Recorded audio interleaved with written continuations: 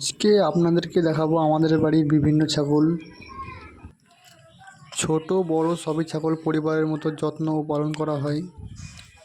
প্রতিনিয়ত খাবার, পরিষ্কার পানি এবং পরিচর্যা এদের সুস্থ রাখা হয়। ছাগল পালন গ্রামের মানুষের আয়ের গুরুত্বপূর্ণ একটি মাধ্যম। আপনাদের কোন ছাগলটি সবচেয়ে ভালো লাগলো কমেন্ট করে অবশ্যই জানান। ভিডিওটি ভালো লাগলে একটি লাইক, কমেন্ট এবং সাবস্ক্রাইব করতে ভুলবেন না। ধন্যবাদ।